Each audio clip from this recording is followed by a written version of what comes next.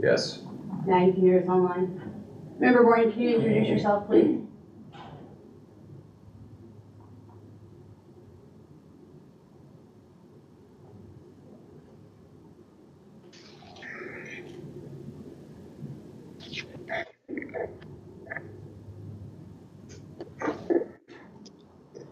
Member Mays, can you introduce yourself? Hello, I'm Officer Mays, an officer at EOCI in Eastern Oregon, representative of DOC. Member Tabor? John Tabor, the Professional Development Unit Administrator for the Department of Corrections. Member Bourne, I saw you on mute. Can you please introduce yourself? Puppy, these are my toys. My very special toys for Was that me? I'm Mark Bourne, public member, if that's what you're asking for. I couldn't hear you. You broke up a little bit.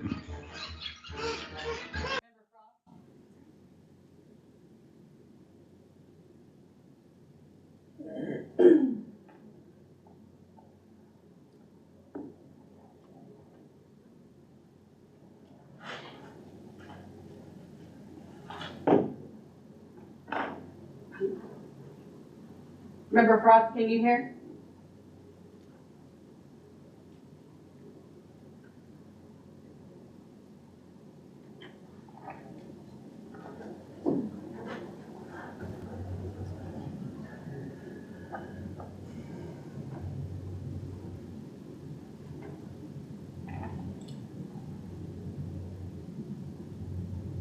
John Frost, can you hear us? Can you introduce yourself, please? I'm Officer Frost. I'm a corrections officer at Snake River. I'm non-represented staff for AFSCME on the policy committee. Great, thank you. And then who else do we have? Christy Monson. Good morning, everyone. Christy Munson, DOJ, attorney for DPSST. Thank you. Nicholas Alberts. Yeah, good morning. Nicholas Alberts, former corrections deputy at Multnomah County Sheriff's Office. Thank you. And Brittany Kent. Yes, good morning. My name is Brittany Kent. I am a former corrections specialist at the Washington County Community Corrections Center. Thank you. And Matt English, representing Oregon State Sheriff's Association, Hood River County Sheriff. And I wanted to welcome Joshua Aldrich and Michael Mays to the committee. This is their first meeting. So we're going to change this agenda just slightly. So we're going to start with Director Castle and agency updates. Chair, thank you very much. Phil Castle for the record. Thanks for making the switch for me. We have an employee recognition event that's going to kick off here shortly. This is going to be really important, sort of celebrating years of service and almost completing our 60-person courses that we'll graduate the last one this month that we're really excited about. The RPMs are starting to come down a little bit on the campus. As you walked in today, or those of you who are here saw that there's a little bit of slack. There's actually parking spaces outside that you can get into, so that's a really good thing. And the staff are real tired, so we're going to take an opportunity to do a little bit of a reset, really focus on our quality. Not that we haven't been, but it's time to give the staff a little bit of a break, so we'll be looking at that. Things are going really, really well. Right now for us, we are working very closely with the governor's office on strategies for 25-27. What we've been told is by the legislature and the governor's offices, we have a relatively flat budget going into 25-27, which is good news and bad news. The good news is we'll be able to stay where we're at and be able to handle the volumes that we predict are coming. Specifically around corrections, we've been doing a lot of strategizing on how we can bump some classes up, maybe add a corrections class. We are actually in pretty good shape right now with corrections. We are within statute, so we are enrolling within 90 days, which is really good, and we're strategizing how do we stay there as well. Our biggest challenge right now in terms of disciplines is telecom. Telecom, we're about 6 months out on enrollment, and we're really trying to see what we can do to take some of the pressure off of that program, and we'll be successful. I think we're gonna add a couple of classes and so forth. We're also, and I see Mr. Tabor's online today, which is great. We're also engaging with DOC quite a bit now on that certification process and that partnership. We're renewing that relationship, if you will, and I've been working with Director Reese and Heidi, the deputy, as well as Mr. Tabor on maybe some other strategies we might have out on the east side of the state on how we can be a little bit creative with corrections. So we're working together closely on that now. So more to follow in that space, but all good things, and I really appreciate the DOC partnership that we've been experiencing. Let's see. We just completed our listening tour last month, which was really great. We went 1,800 miles and 16 different locations all around the state, and we learned a lot. We learned a whole lot, and some of what you're hearing me say right now is a reflection of what we learned. And you'll hear more about. We've emailed out a summary of what we learned to our constituent base.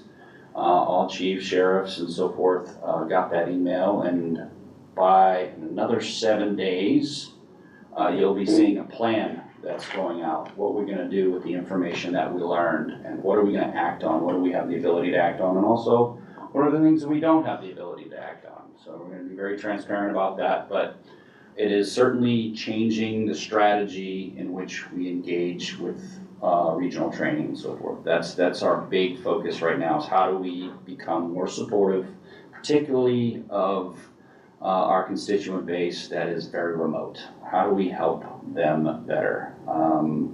They have been underserved for a long time, and we're looking to impact that in a positive way. And I think that's what I have right now. I want to turn it over to K2, K-Mac, and also our Kathy Fink.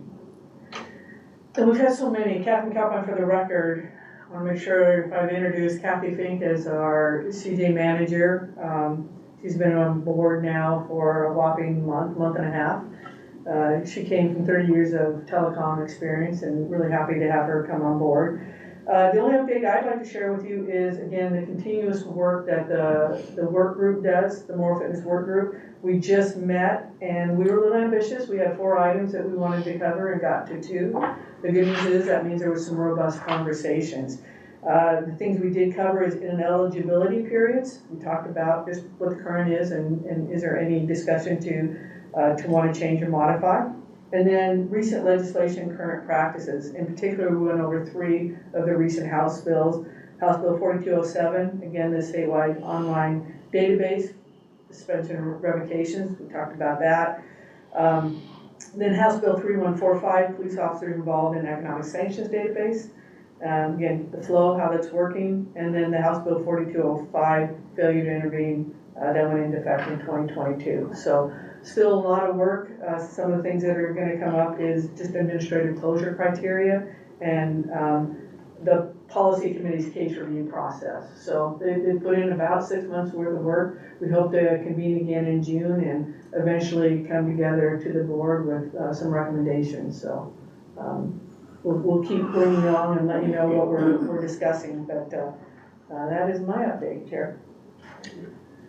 The one last thing I wanted to do is make sure I answer any questions that are out there. If I haven't covered something that you're interested in or concerned about, if you have questions, I'm happy to talk about those this time. Anybody in the room or online?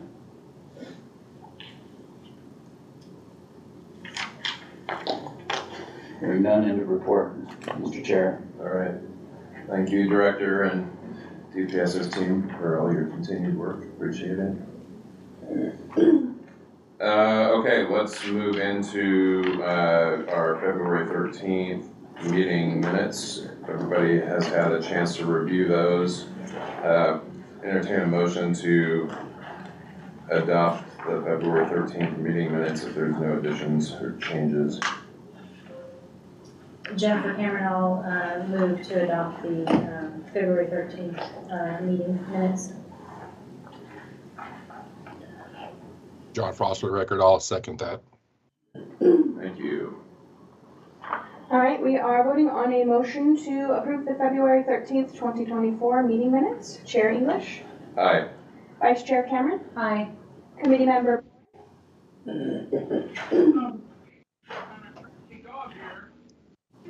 Aye. Committee Member Bowden. Aye. Committee Member Frost. Aye. Committee Member Langley. Aye. Committee Member Tabor. Aye. Committee Member Aldrich. Abstain. Committee Member Mays. Aye.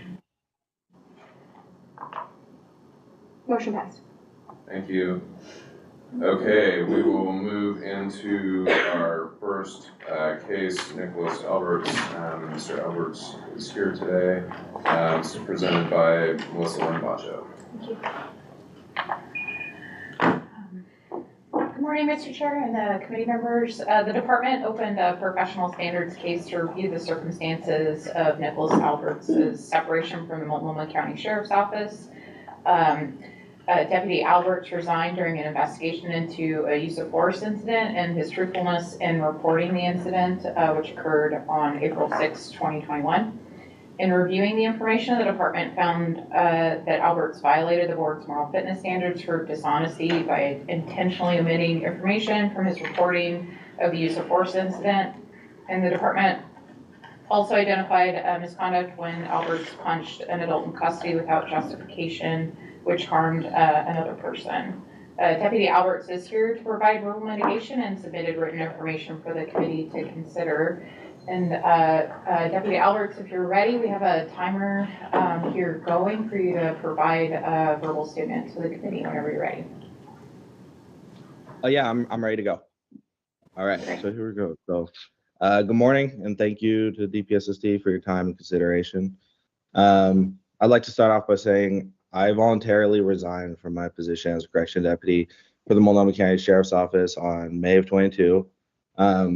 This resignation was not in lieu of termination. This was on my own accord. As stated, there are 2 violations being sought. The first one's going to be for omitting information. The board or DPSSD is attempting to state that I omitted information from the report. However, this is completely false. I wrote the information, or I wrote the finalized report approximately 10 weeks after the incident. And I wrote it based on my perception of the event and my memory of the event. I can't add things I do not recall at the time I'm documenting the event. Furthermore, I knew that there was a recording of the incident. I knew that they could read it over. There's absolutely no advantage to me leaving stuff out that can be seen on video. The board is also stating that I had different details in my unsubmitted major misconduct from the day of the incident than I did 10 weeks later in my finalized document. I would like to know, well, 1, again, there's 10 weeks in between that time, and 2, when I was writing that report, the finalized document, I did not have that major misconduct to look and refresh my memory. I'm writing it solely off of, okay, this is what I still have memorized, and that's what I'm going to put in. You know, one more time, I have to write it on my memory and how I perceived it. I cannot add things that I think happened or maybe happened. I have to just say how I perceived it and what I remember. I would say overall, the staff report does not have necessary facts to say that I left out information on purpose.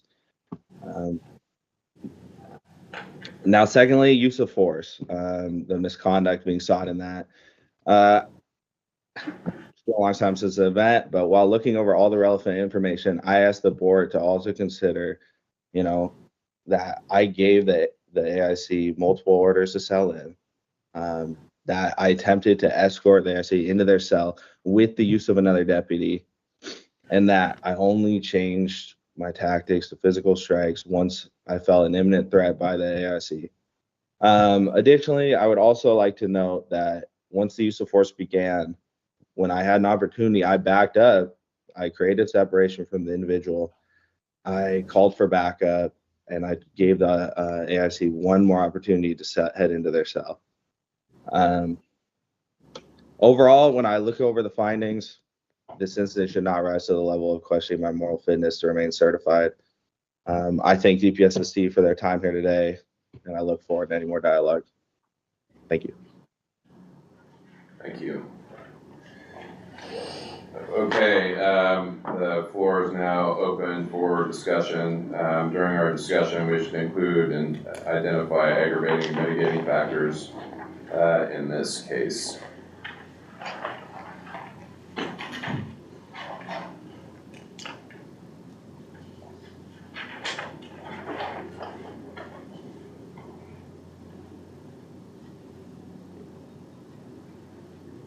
So in looking in the report, it's John Tabor for the record. I noticed that it says there was a refusal to submit a written memorandum immediately after the fact. And I didn't hear that addressed. So I'm a little unclear there about what. I assume that's an aggravating factor if we're refusing to submit a written report after being directed to do so.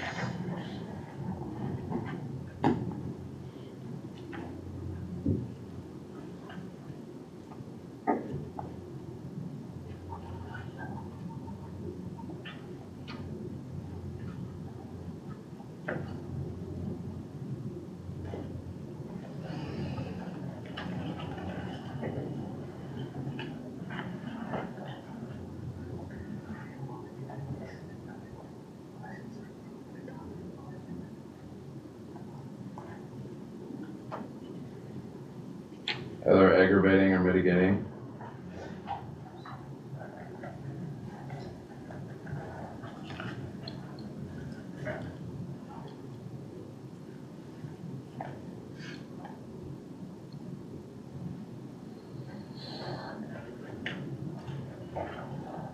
Other discussion on the case? Ted Lange for the record. There was mention of a management plan that was in place for that housing area, but I didn't see that we were provided like a copy of that management plan. And the management plan talked about requiring female escorts for female AICs. And I guess I feel like there's, I understand that the core of this, we're trying to decide if the use of force was proper or not. But I felt like there were some other questions that were brought up when I read the material that I didn't see some of the answers for. That the management plan was one of them. The other thing that I was hoping to see was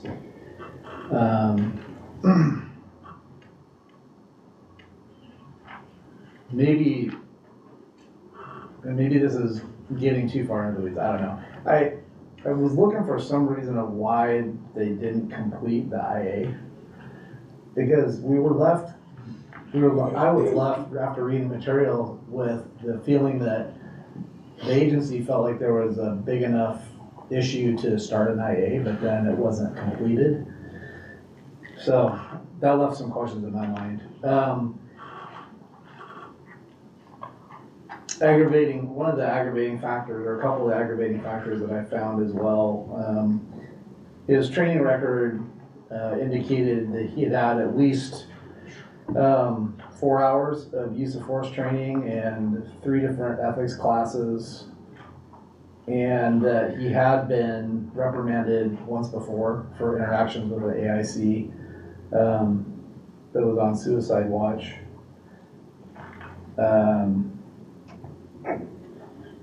So I guess I'm mixing the aggravating factors with just some of those other questions that were raised for me in the materials that we were given. And Matt English, for the record, the committee does have the ability to ask that the case be returned to staff for that additional information if we choose to.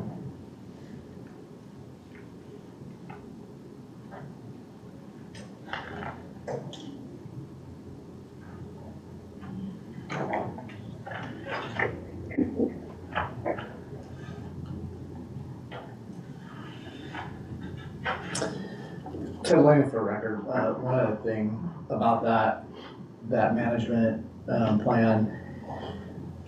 Specifically, one of the questions that was raised for me was if there's a management plan in that area requiring female escorts for female AICs, then why did they have a male deputy assigned to that post? And especially understanding that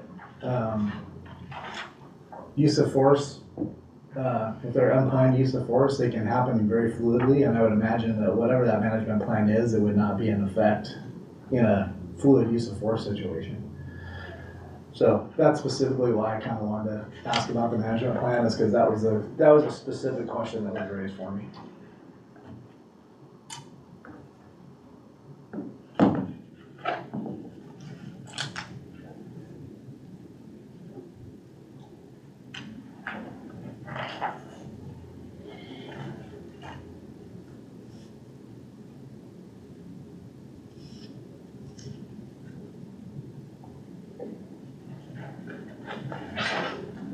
So Matt English, for the record. So I would open the floor for either a motion to adopt the staff report, or if there is a feeling among the committee, we can also request that this case be returned for the additional information.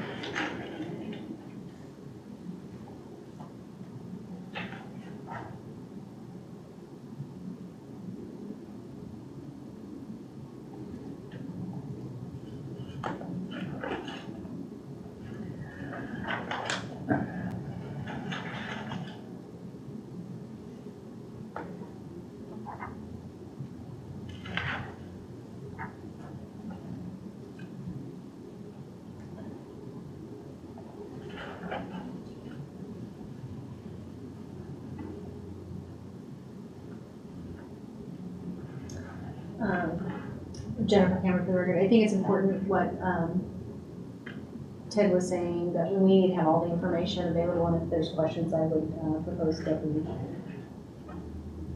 take it back and get the needed information and make sure there's due process involved and we have everything we're doing.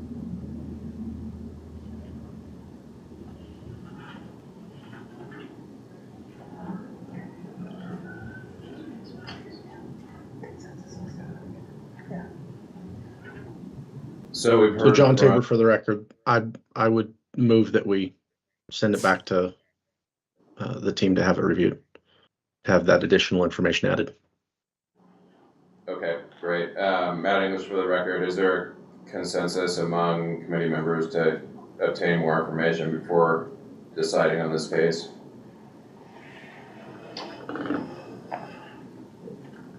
Around the table, I guess. Yes. Any online? Okay. Seeing none, we'll return it for additional information, please.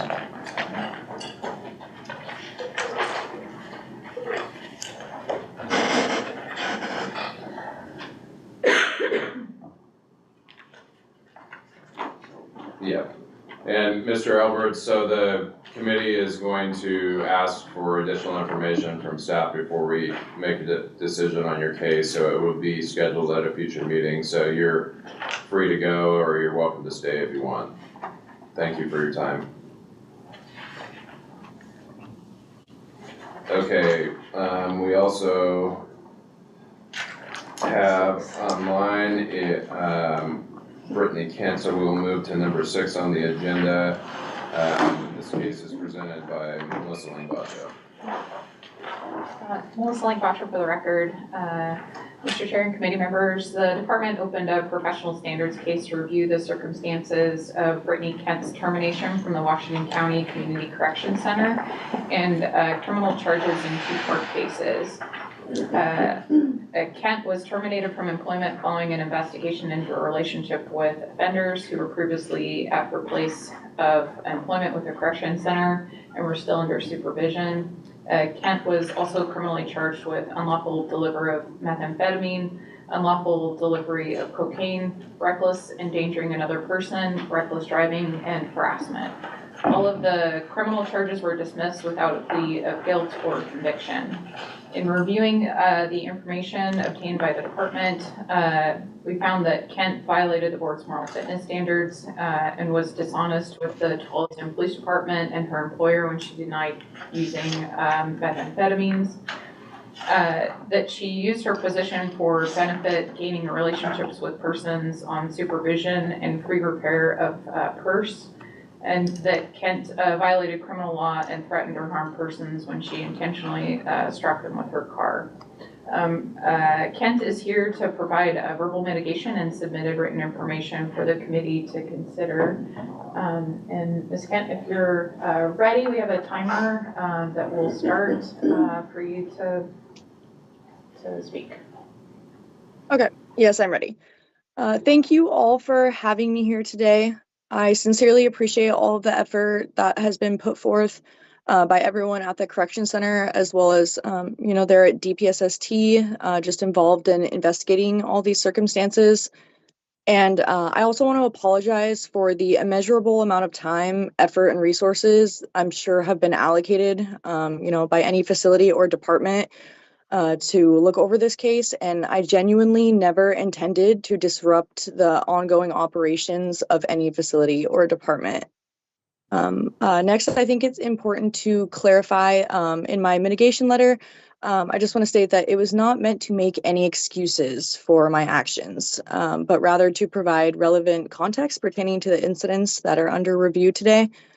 I want to emphasize that I acknowledge all my mistakes and shortcomings without reservation. Every day I reflect on the decisions that led to my loss of employment, and it's crucial that you understand, although the severity of my actions ultimately led to my termination, they were not driven by any malicious or ill intent. I feel I've been forthcoming since the beginning of the internal investigation with my employer, and then also the criminal investigations. I feel I have displayed anything but dishonesty throughout this entire process. Many details reported in the criminal allegations were not founded due to incredible witnesses or, overall sufficient evidence. And with that being said, I will be the first one to admit the current debate on revoking my certification derives from my egregious involvement with offenders, with prior offenders at the correction center. And I've had years since then to reflect on that, and I am extremely ashamed of the behavior that I displayed during that time. Ever since I was little, criminal justice is the only thing I've ever wanted to do. It's the only thing that I've ever seen myself doing. And I never wavered for that or considered anything else. And I had to overcome a lot of obstacles to get there. And I would have never deliberately misused my position of authority or acted in a way that I thought would jeopardize all that I have accomplished, as well as, violate the moral standards that I possess, for myself. So my passion is strong, and I feel that I demonstrated that with the various entries into my internal employee log. And I was also in the role of a field training officer at the time of my separation. But despite my achievements, I regretfully made mistakes that subsequently had a large negative impact on the correction center. And for that, I'm so sorry. I wish none of that would have happened. I would have never done that because it was wrong. And I acted in an unbecoming manner, and I shouldn't have done that. And I know it's your duty to prioritize community safety and security before all else. So I just want to note that I am a vastly different person today than I was 4 years ago. This series of inexcusable events became a pivotal time in my life. And I've done a lot of personal growth since then to figure out what kind of person I want to be. Today, I have a healthy long-term relationship and I have 2 beautiful children who I love very much and who are undeniably the reason why I'm here today. And I strive to do better and not make those mistakes again and be the role model that my kids can respect and admire. So if given the opportunity, I assure you I will be a positive and dedicated member of any agency should they accept me, and my deeply rooted commitment to helping offenders rehabilitate and serve the community in the line of corrections. Thank you all very much for your time and consideration in this process. Okay, thank you, Ms. Kent. Okay, we will now open this case up for discussion, so we should include any aggravating and mitigating factors in our discussions. Jennifer Cameron, aggravating, while Ms. Kent says that she had no intent in this profession, we have to set boundaries. We have to follow those boundaries. If you just can't have contact with the wrong people, it leads to bad things. You always have to set boundaries. There may have not been intent, but it still happened, and it was looked bad on her and this profession, and I find it unacceptable.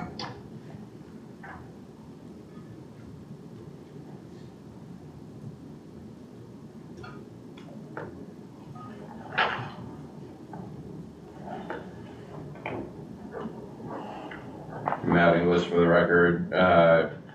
Reading through this case, I can appreciate the fact that there were no criminal convictions, but there was still certainly enough information within this case, within the police reports, and the fact that it led to an indictment by a grand jury, that it's more likely than not there was some very poor decision making, and it wasn't just 1 or 2 things. We're talking about illicit drugs, we're talking about relationships with offenders, and then the incident where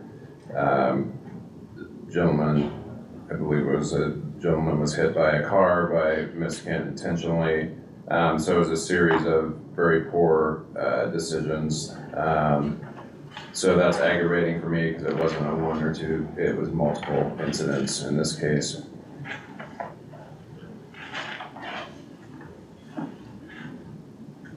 Josh Eldridge for the record. Within the report, there's a series of text messages that are exchanged. The inflammatory and prejudicial language in the text messages, I feel, raises to the level of discriminatory conduct.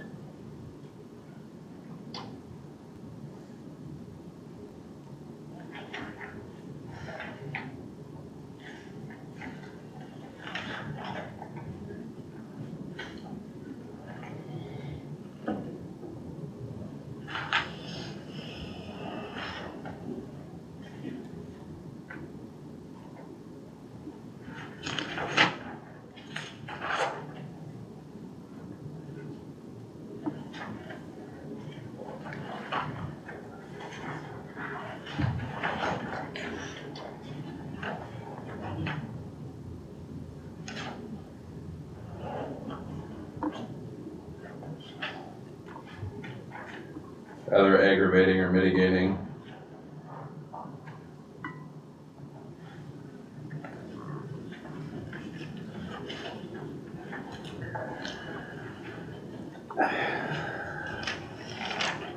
Margot Bowden, for the record. Aggravating, Ms. Kent says that the only marijuana is the only drug she had ever used on 7/27, and on 7/30 she admits to using meth. So she lied the first time around and admits to selling drugs as well.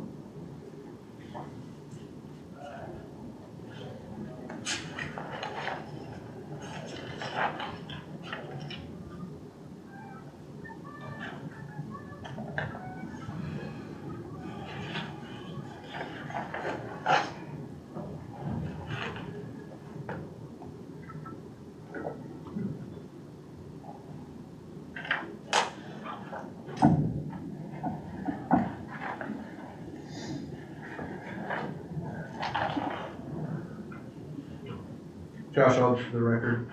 While I appreciate that Ms. Kent may be making positive steps in her life, these incidents only occurred 4 years ago. That's pretty recent, in my opinion.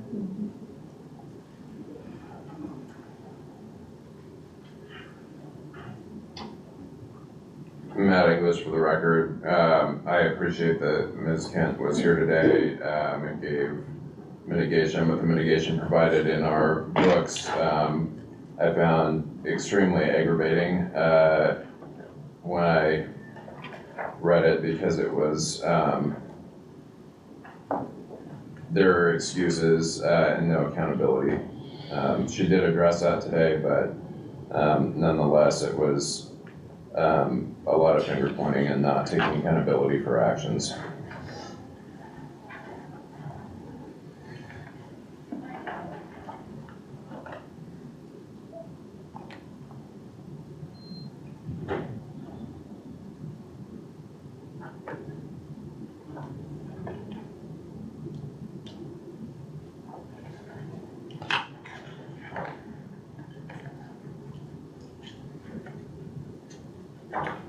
Melissa, would you read back what we have so far, please?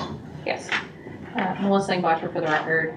For mitigating, I have the Ms. Kent's verbal mitigation to the committee today. She did take accountability for her conduct. For aggravating, I have noted that she may have intended to may not have intended to, but failed to set boundaries with adults in custody. That although there were no convictions, there was sufficient information to support the allegations. She had been indicted on criminal charges, and there were multiple incidents of poor conduct. There was discriminatory language and conduct in the text exchange that was recorded in the staff report. That Ms. Kent said that she had only used marijuana, but admitted elsewhere other drug use and intent to sell. The incidents were recent, only occurring 4 years ago, and her written mitigation was aggravating in that she made excuses and didn't take accountability for her actions. If I missed anything, please let me know. Thank you. Matt, and just for the record, any further discussion?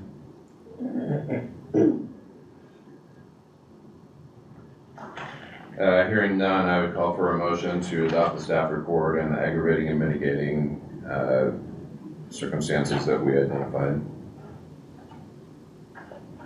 Officer Frost, for the record, I make a motion to accept the staff report with mitigating and aggravating circumstances as discussed. Mark Bourne, for the record, I'll second that.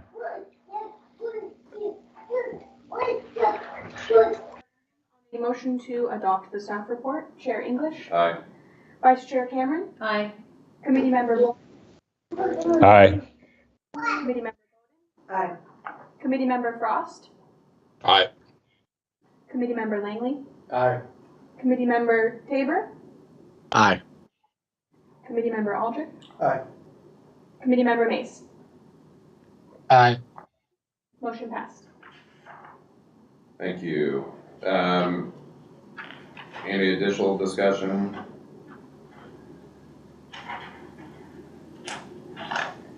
All right, I would entertain a motion. The committee recommend to the board that we take action or no action in this case. Jennifer Cameron, for the record, I move to take action. Josh Aldridge for the record, I second. Thank you. All right, we are voting on a motion to take action. Chair English. Aye. Vice Chair Cameron. Aye. Committee Member Boren. Aye. Committee Member Bowden. Aye. Committee Member Frost. Aye. Committee Member Langley. Aye. Committee Member Tabor. Aye. Committee Member Aldrich. Aye. Committee Member Mace. Aye. Motion passed. Thank you. So the floor is now open for discussion about a recommendation of ineligibility period because we're dealing with dishonesty. It's 3 years to life.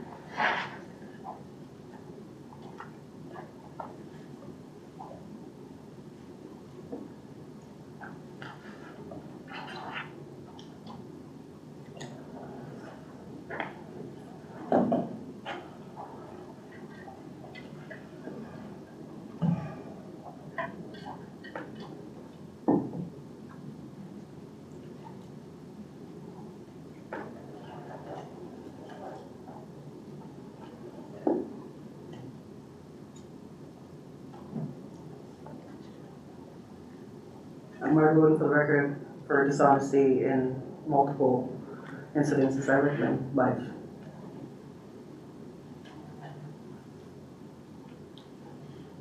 Okay, there's a motion on the floor, recommendation of lifetime ineligibility period.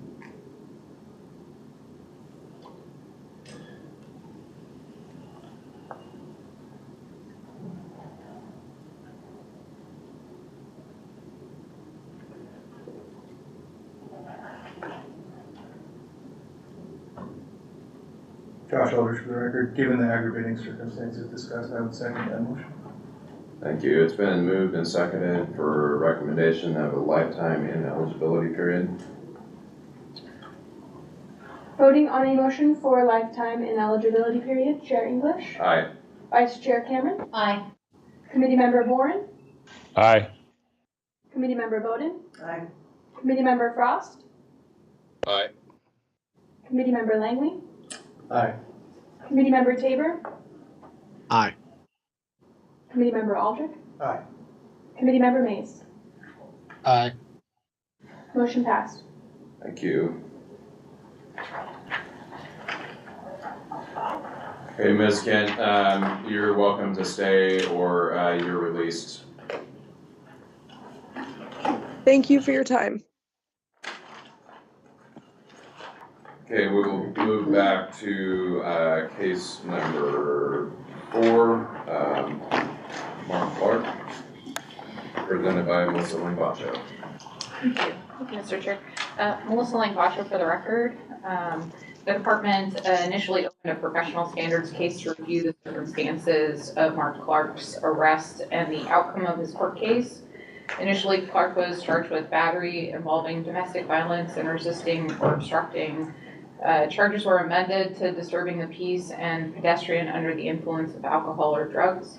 On November 4th, 2021, Clark pleaded guilty and was convicted of 3 misdemeanor charges, 2 counts of disturbing the peace and pedestrian under the influence of alcohol.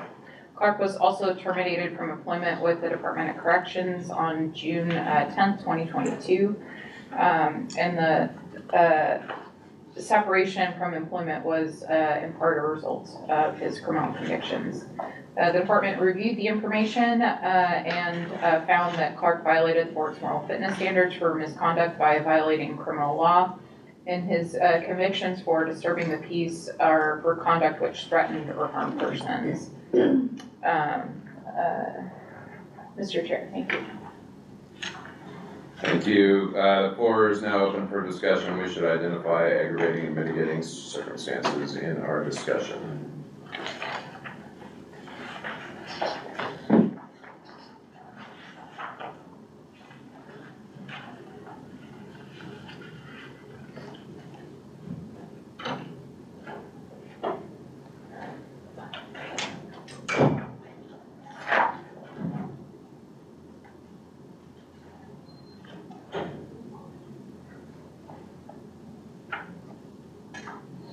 Matt English for the record. So despite what the convictions were for, based on the witness and evidence. I think this is a clear domestic violence, really aggravated domestic violence issue, and not the first time, according to the report. Repeated egregious behavior that violates moral fitness policy.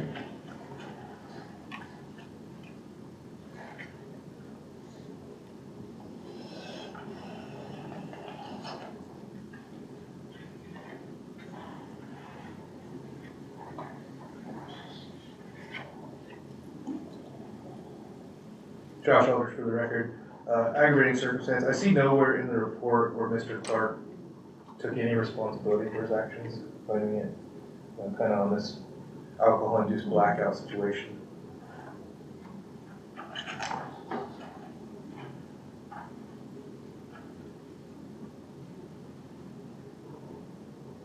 Matt English for the record. I'll just preface this, while I'm not suggesting there's enough there for dishonesty or adding that, and I know that the department did not find that, but I think based on the circumstances, and there were some statements made by Mr. Clark that he remembered everything leading up to the incident, and then just has essentially alcohol-induced blackout right at the time of the incident.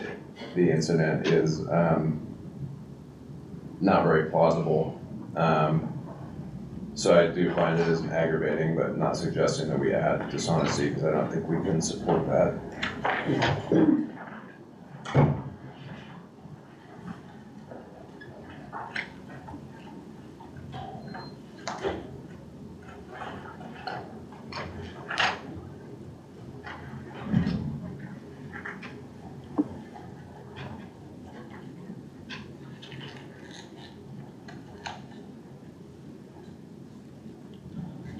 Jennifer Cameron for the record. I think an aggravating factor is he did cause physical injury to this significant other, which is of concern. So he did harm someone else physically.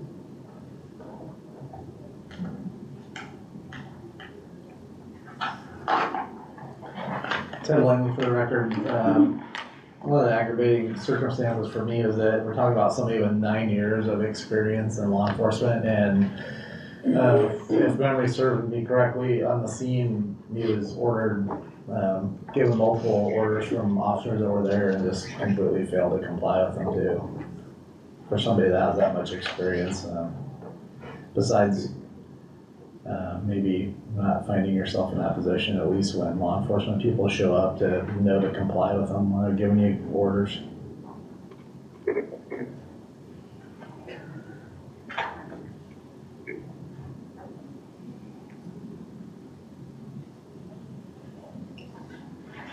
Further discussion or aggravating, mitigating?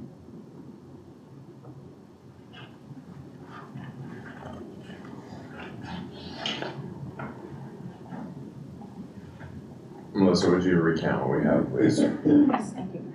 Melissa Linkwatch for the record. For aggravating, I have that the committee identified that the conduct was clearly domestic violence, even though there was no conviction for domestic violence. That it had occurred multiple times, and that it was a clear violation of policy.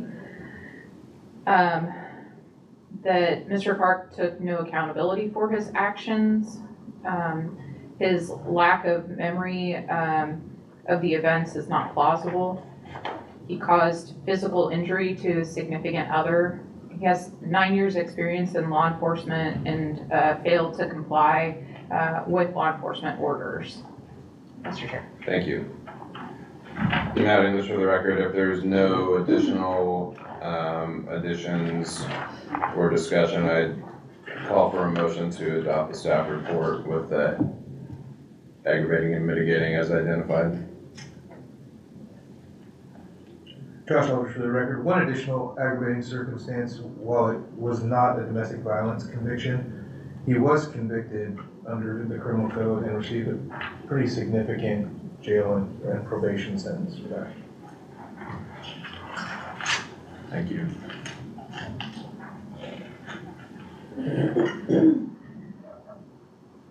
Any further?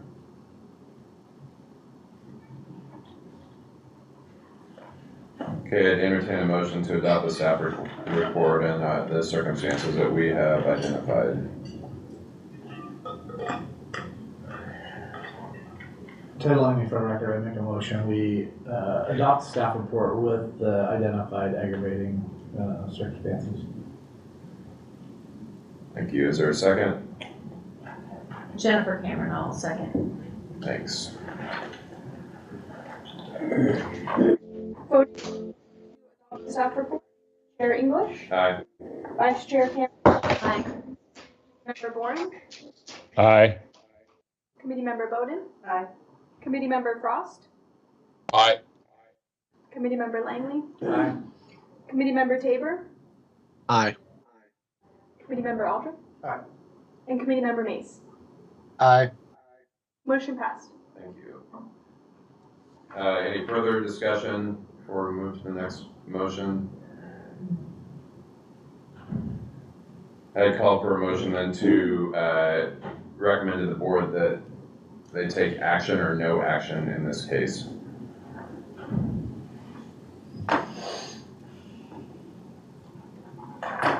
Jennifer Cameron, for the record, I'll move to take action.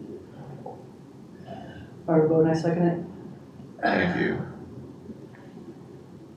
All right, we are voting on a motion to take action. Chair English. Aye. Vice Chair Cameron. Aye. Committee Member Boren. Aye. Committee Member Bowden. Aye. Committee Member Frost. Aye. Committee Member Langley. Aye. Committee Member Tabor. Aye. Committee Member Aldrich. Aye. And Committee Member Mace. Aye. Motion passed. Thank you. So, the ineligibility periods being considered in this would be for misconduct, so 3 to 10 year ineligibility period. So I'd entertain a motion for recommending to the board the ineligibility period, just make sure that you include why the specific timeline is being recommended.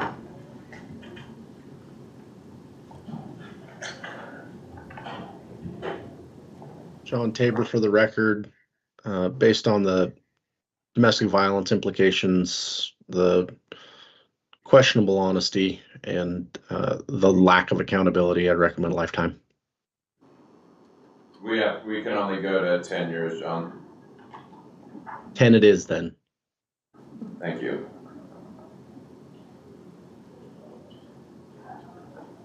John Ross, for the record, I second that. Thank you. All right, we are voting on a motion for a 10-year ineligibility period. Chair English. Aye. Vice Chair Cameron. Aye. Committee Member Boren. Aye. Committee Member Bowden. Aye. Committee Member Frost. Aye. Committee Member Langley. Aye. Committee Member Tabor. Aye. Committee Member Aldrich. Aye. And Committee Member Mace. Aye. Motion passed. Thank you. We will now move to item number 5, Joshua Gray, presented by Melissa Lynn-Bachek. Thank you. Melissa Lynn-Bachek for the record. The department opened a professional standards case to review the circumstances of Joshua Gray's termination from trial service with the Department of Corrections.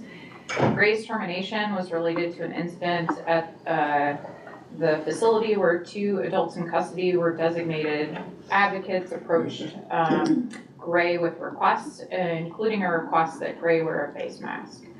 Gray's documentation of the incident that followed differed from interviews with the adults in custody and the video of the event. In the review of the information provided to the department, we found that Gray violated the board's moral fitness standards for dishonesty and misconduct. The department found that Gray displayed a reckless disregard for the truth when writing the misconduct reports, and that Gray harmed the efficient operations of the Department of Corrections when he failed to follow COVID protocols requiring that he wear a mask. Mr. Chair. Thank you. The floor is now open for discussion in this case and any aggravating and mitigating factors. Ted Langley for the record. In regards to his failure to follow the agency COVID protocols, I felt like there was a lot of examples given of staff notification of the requirement, and it wasn't kept a secret. It wasn't just told once or multiple times where staff were made aware of what the requirements were. So I find it definitely aggravating that even with all the effort that the agency put forth to make sure the protocol was known, that he still chose to not follow it.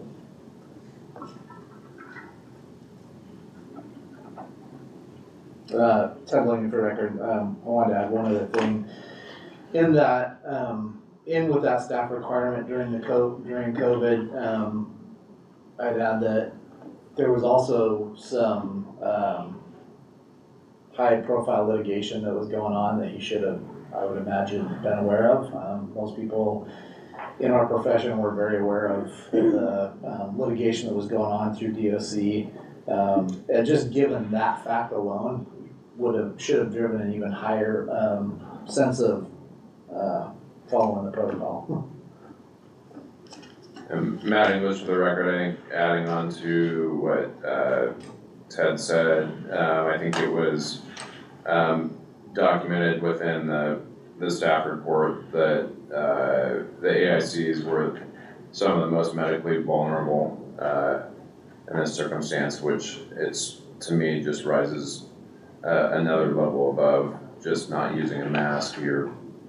Our job is to protect people, and that was not done in this case, in my opinion.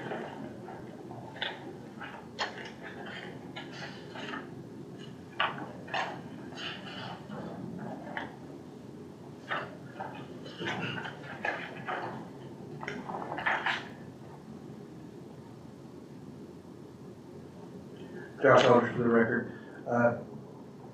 Addressing the allegation of truthfulness, it appears that this area was pretty well covered by camera, and that the activity taken upon review of the video footage did not reflect what Mr. Gray had put in his report that led him to imposing some disciplinary sanctions upon the AICs involved.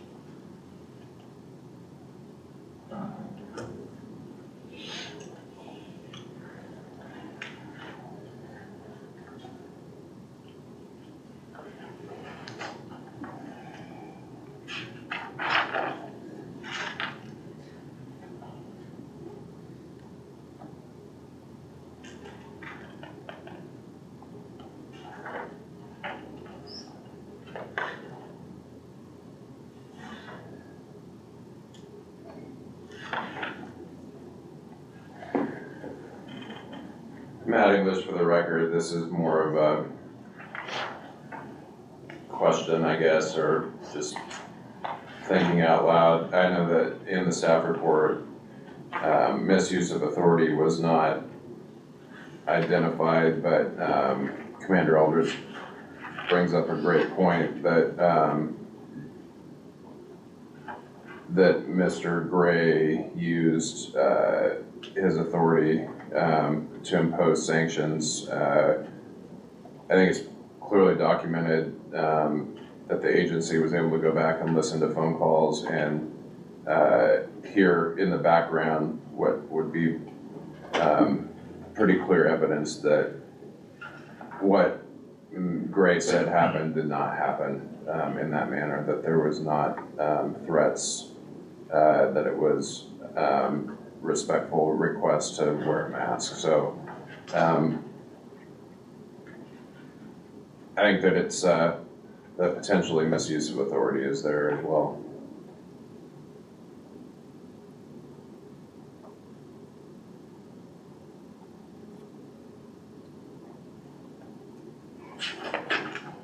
Mr. Chair, we can absolutely add that to the report if the committee would like for us to include that. Yeah, it's really, I'm throwing that out there, I guess, for Matt English for the record. I'm just kind of throwing that thought out to the committee to see if there's consensus. Yes.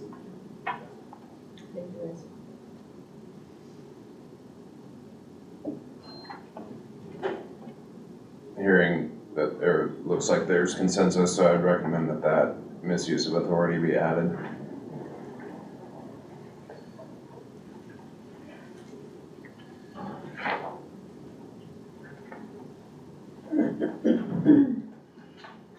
Further aggravating or mitigating.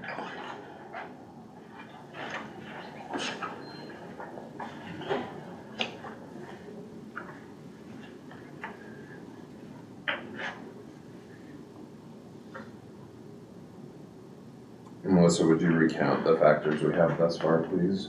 Yes, Melissa Lane Botcher for the record. For aggravating, I have listed that there were lots of notifications of the requirement to wear a mask, and still Deputy Gray chose to not follow the requirements.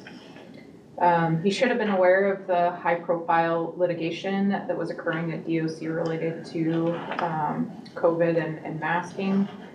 Some of the adults in custody were the most medically vulnerable, and his job was to protect, and he did not do that.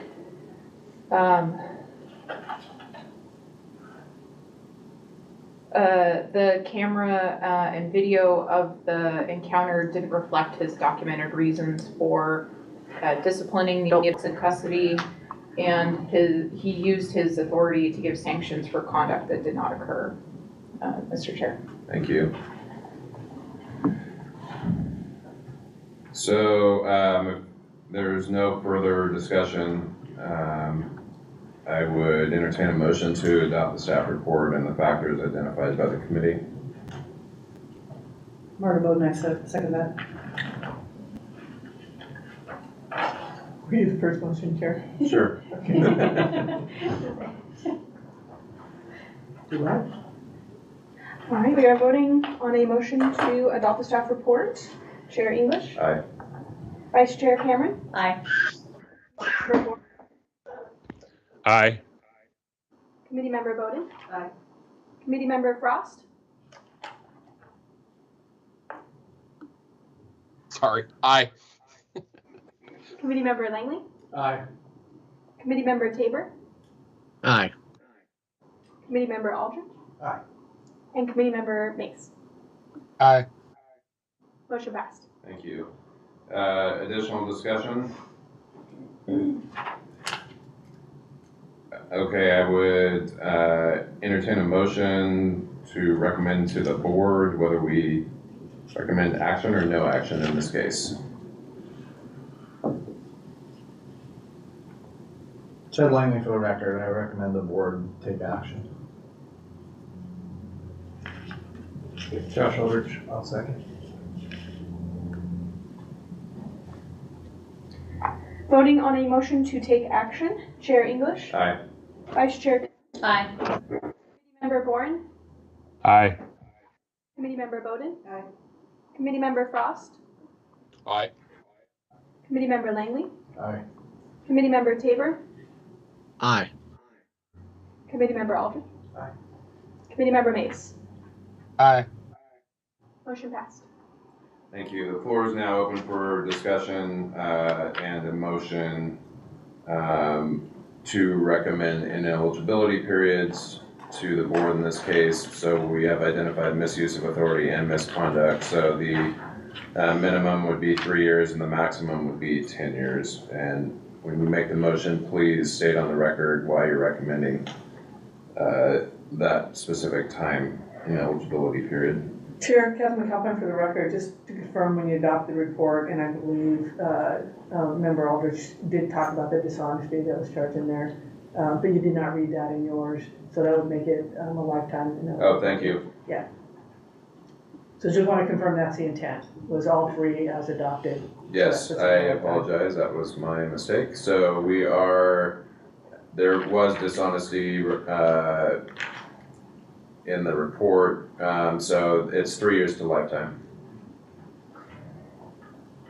And Ted Langley for the record, I'm going to recommend lifetime revocation based off of the staff report pointing out the fact that his report didn't match up with what the events that happened, but also The event over the phone that Chair English pointed out also sort of kind of bears witness to further dishonesty.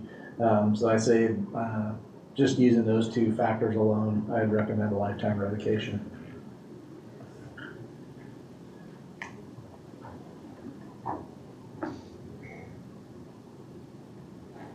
There's a motion on the floor for liability. Mark Bourne for the record. I'll second that motion.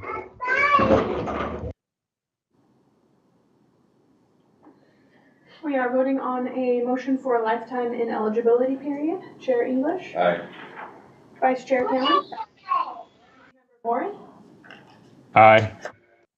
Committee Member Bowden. Aye. Committee Member Frost. Aye. Committee Member Langley. Aye. Committee Member Tabor. Aye. Committee Member Aldridge. Aye. Committee Member Mace. Aye. Motion passed. Thank you. Okay, we'll move on to number 7, Brandon Martinez, presented by Melissa Langbacha. Melissa Langbacha for the record. The department opened a professional standards case to review the circumstances of Brandon Martinez's resignation from the Department of Corrections during an investigation into allegations he was romantically involved with an adult in custody. In review of the information provided, the department found that Martinez violated the board's moral fitness standards for dishonesty when intentionally denied being in a relationship with an adult in custody. Martinez used his position as a public safety professional for benefit and gained a relationship with an adult in custody.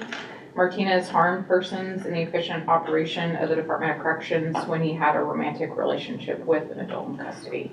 Mr. Chair. Thank you. Floor is now open for discussion of this case and identifying any aggravating or mitigating factors. Josh Aldridge for the record.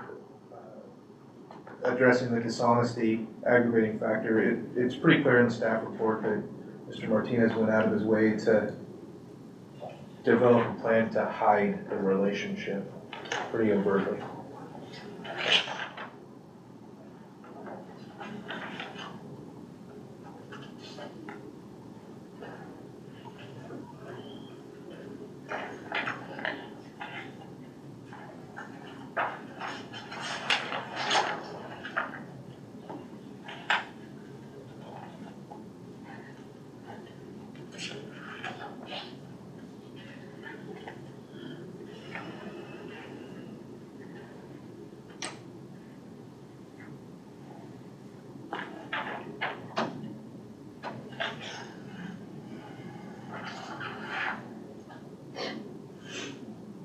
Other aggravating or mitigating factors.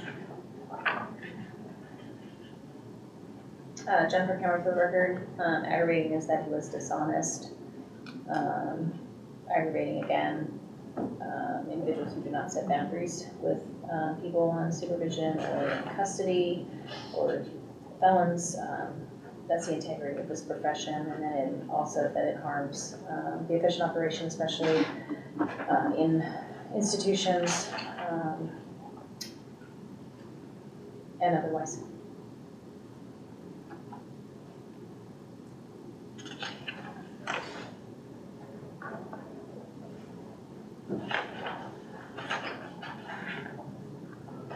Josh Aldridge for the record.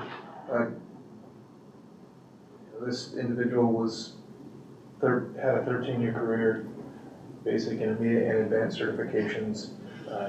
They knew better than to enter into this relationship. But in my mind, that's an aggravating circumstance.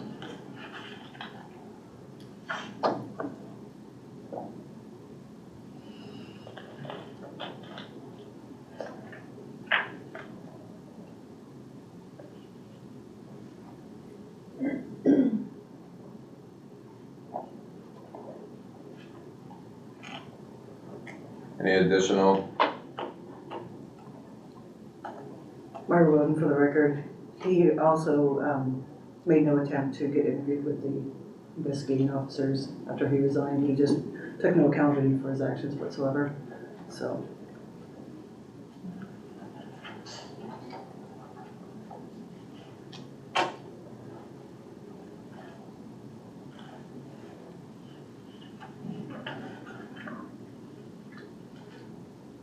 Melissa, would you recount the identified factors, please? Yes. Melissa Langbacher, for the record, I have recorded as aggravating that it was clear that he went out of his way to hide that he was in a relationship with an adult in custody. His conduct was dishonest.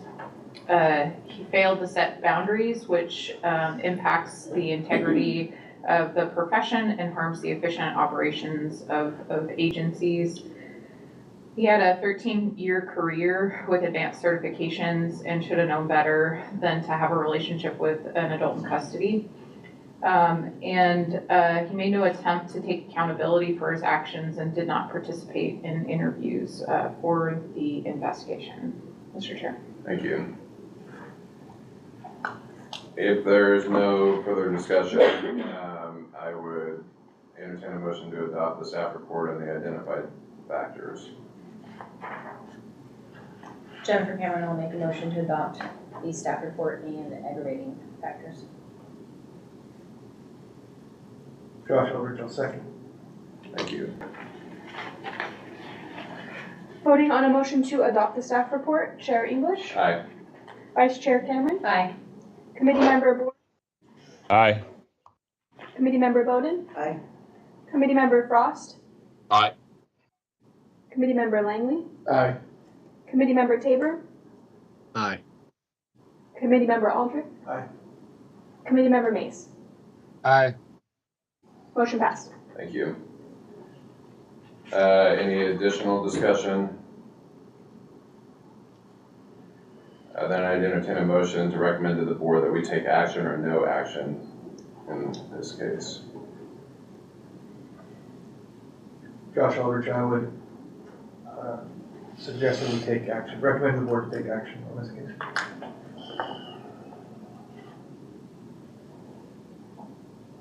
Thank you. Is there a second? Jennifer Cameron will second. Thank you. Voting on a motion to take action, Chair English. Aye. Vice Chair Cameron. Aye. Committee Member Boren. Aye. Committee Member Bowden. Aye. Committee Member Frost. Aye. Committee Member Langley. Aye. Committee Member Tabor. Aye. Committee Member Aldridge. Aye. And Committee Member Mace. Aye. Motion passed. Thanks. So the floor is open to discuss and recommend to the board an ineligibility period in this case, and because it involves dishonesty, it'd be 3 years to life. And please state on the record why you're recommending the period of ineligibility. Ted Langley for the record. I think simply point out the aggravating factor that Member Aldridge brought to light. Not only the dishonesty, but then the extreme measures to try and cover it up would, to me, justify a lifetime revocation.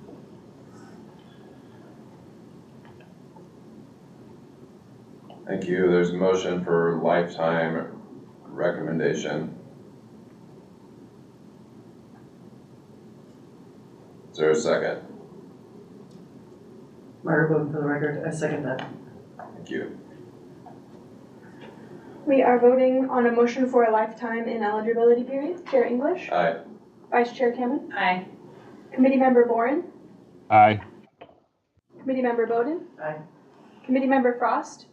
Aye. Committee Member Langley. Committee Member Tabor. Aye. Committee Member Aldridge. Aye. And Committee Member Mace. Aye. Motion passed. Thank you.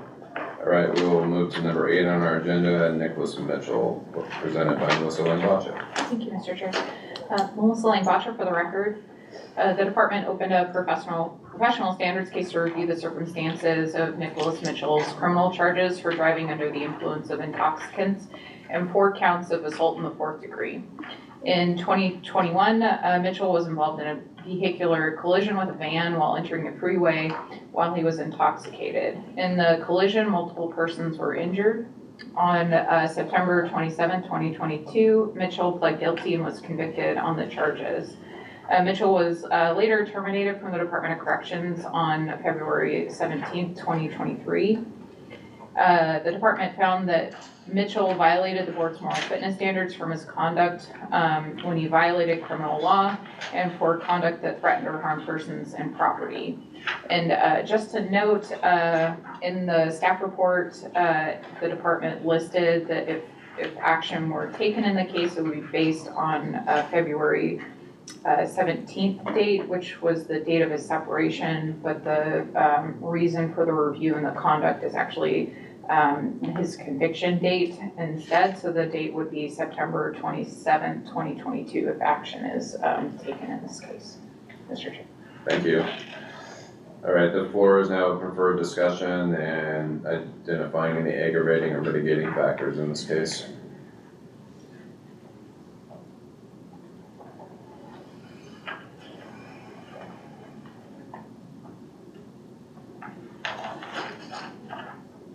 Josh Eldridge for the record, aggravating factor, Mr. Mitchell's misconduct clearly resulted in injury to other people. Pretty significant injury.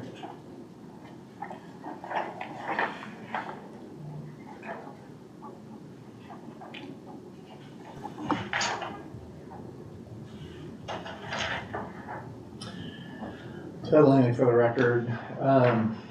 Mitigating factor for me, or factors for me, in his mitigating letter that was submitted with the packet, I don't see any spot here where he's not taking full responsibility for what he did, and the actions and the outcome of what his actions led to.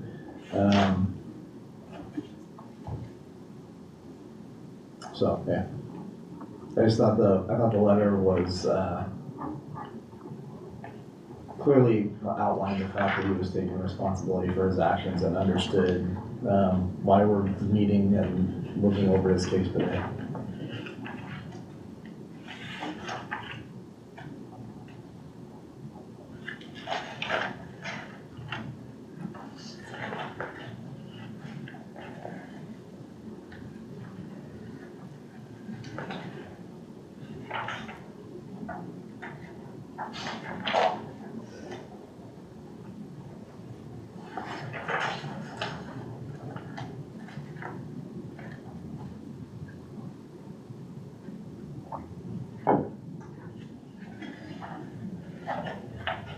Josh Eldridge for the John record. Tabor. Oh, go ahead.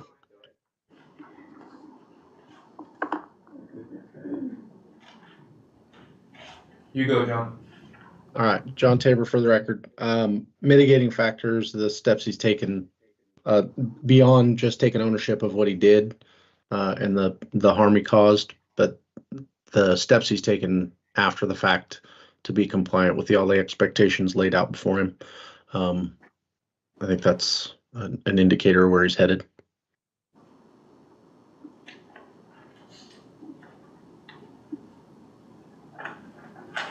Josh Eldridge for the record, mitigating factor.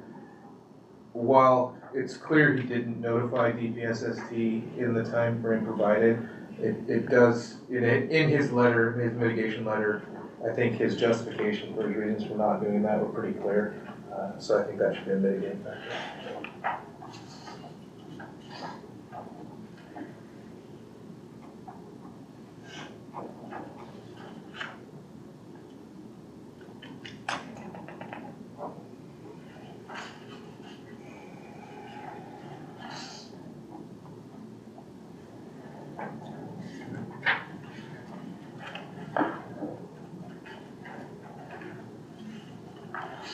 Additional discussion or factors?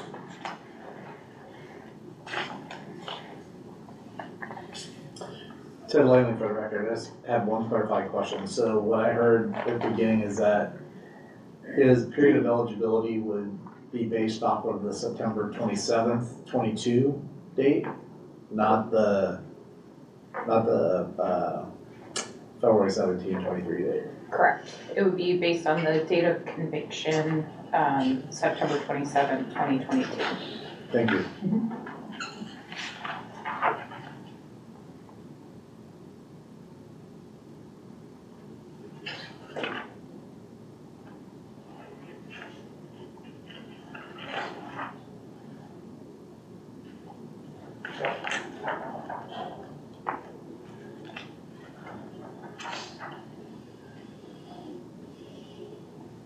Melissa, would you read back the factors thus far that we've identified, please?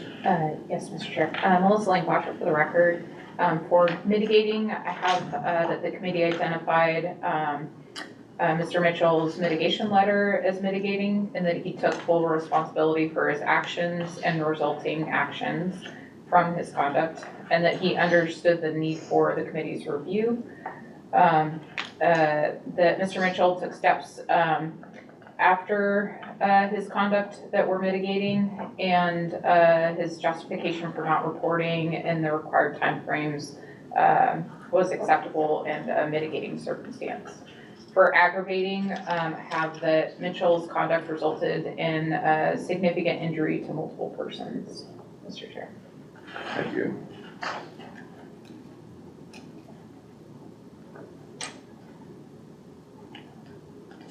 Any additional?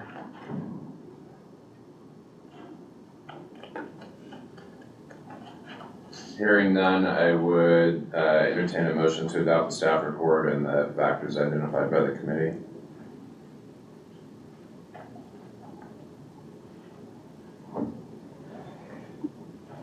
Josh Eldridge, I'd move to adopt the staff report and both the aggregating and mitigating factors. Thank you. Rocks. Ted Langley for the record, I second that. Thank you. We are voting on a motion to adopt the staff report. Chair English. Aye. Vice Chair Cameron. Aye. Committee Member Boren. Aye. Committee Member Bowden. Aye. Committee Member Frost. Aye. Committee Member Langley. Aye. Committee Member Tabor. Aye. Committee Member Aldrich. Aye. And Committee Member Mays. Aye. Motion passed. Thank you. Further discussion? The floor is open then for a motion to recommend to the board whether they take action or no action in this case.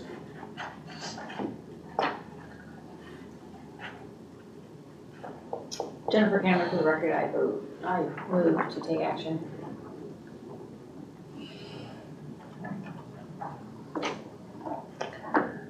John Tabor for the record, I'd second. Thank you. We are voting on a motion to take action. Chair English. Aye. Vice Chair Cameron. Aye. Committee Member Boren.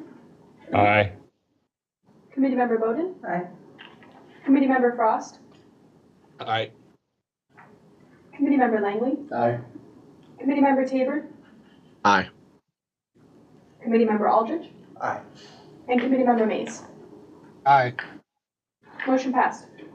Thank you.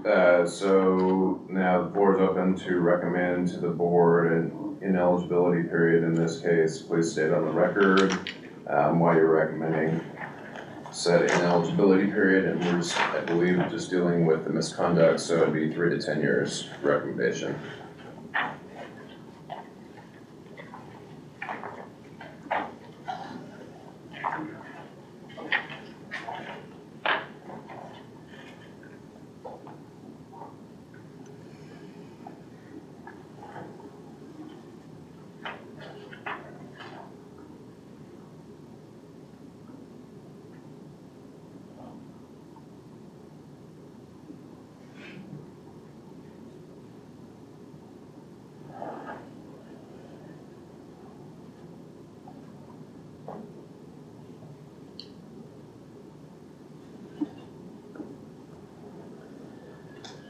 Josh Eldridge, I just want to make sure I am reading this right. It looks to me like you got 60 days in jail and a 1-year probationary period and license suspension.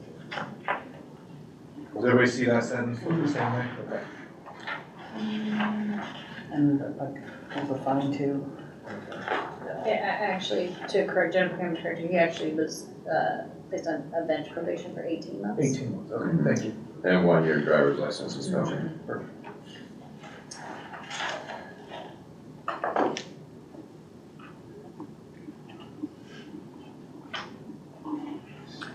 Myra Bowden for the record, board. I recommend 3 years. I think that he's taken his accountability and he's taken great measures and steps to not only rectify and show remorse, but to actually change his life's decisions of making poor choices, drinking and driving.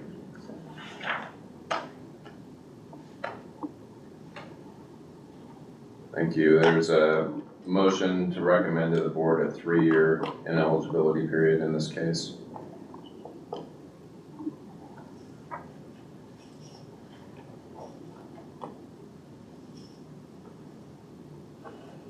Mark Bourne, for the record, I'll second that. Thank you. It's been moved and seconded to recommend 3-year ineligibility period. We are voting on a motion for a 3-year ineligibility period. Chair English? Aye. Vice Chair Cameron? Aye. Committee Member Boren? Aye. Committee Member Bowden? Aye. Committee Member Frost? Aye. Committee Member Langley? Aye. Committee Member Tabor?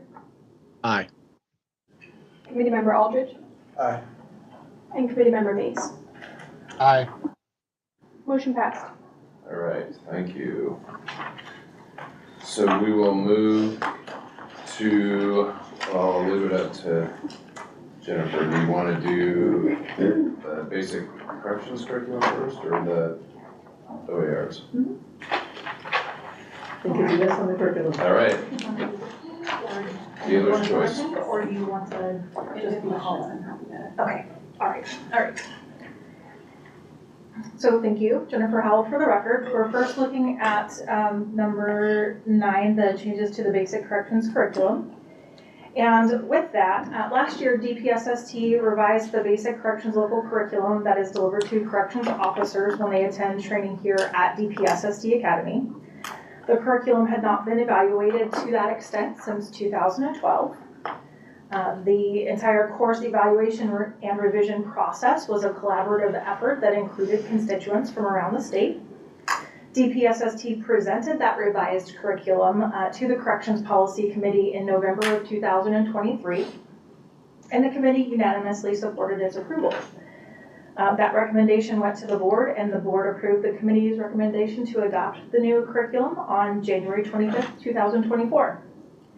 In preparation for delivery of the new curriculum, our training and curriculum staff identified some additional minor changes that will benefit the course's time management, content delivery, and alignment with adult learning. So we're before you today because process-wise, any changes that are made to the subject and hour breakdown still require approval of the board. So page 2 of your memo provides a table of the requested modifications. They're fairly minor, but just to give them recognition, the class that is titled Introduction to Justice System is currently allotted 3 hours, and the proposed modification would reduce that class to 2 hours. The class titled Intake and Release is currently allotted 3 hours, and the proposed modification would increase the class to 4 hours. So that's the balanced transfer of the 1 hour from one class to another.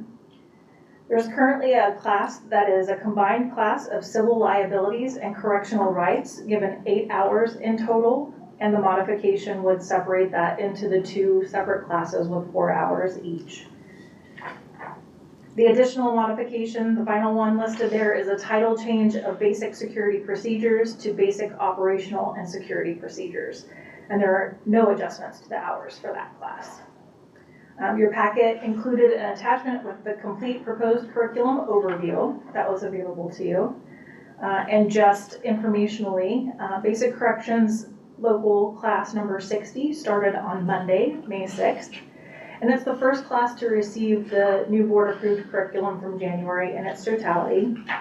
DPSST requests that the Corrections Policy Committee vote to approve the subject and hour modifications that are presented today. Also be approved with a pilot of those changes to the class number 60 and 61 that will be transpiring while it goes through the process of being presented to the board. And staff are here and available to answer any questions for you. Thank you.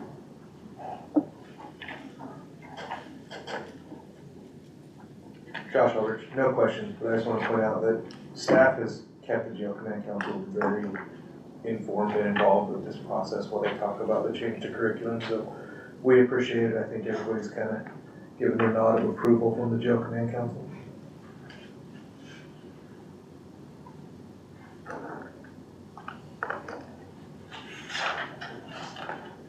So if there's no questions or discussion for DPSST, we just need a motion to recommend approving the proposed changes to the board.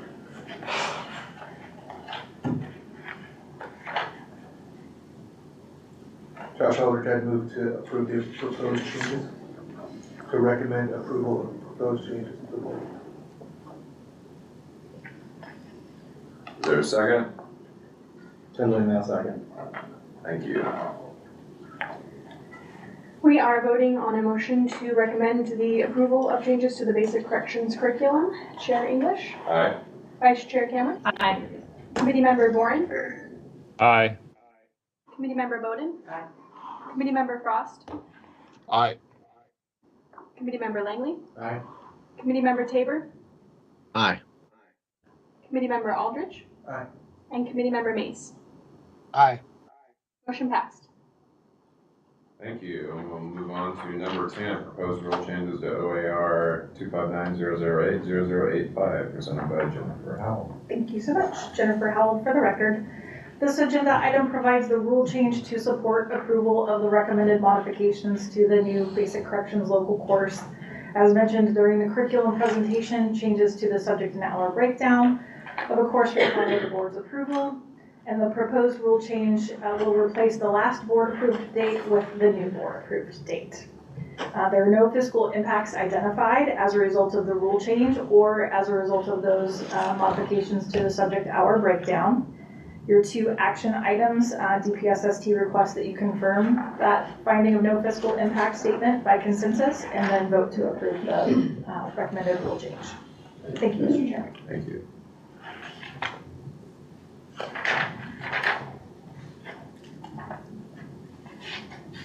Okay, so just need consensus in this. Is there an affirmation or a need to amend the fiscal impact statements as prepared by DPSST?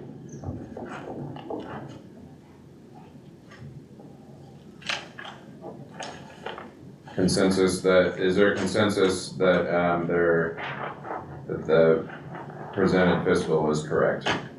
Yes. Yes. All right, perfect. So, hearing consensus, then we'd move to number 2, motion by the committee to recommend to the board to approve the filing of the proposed rule changes to OAR 259-008-0085 as per rule.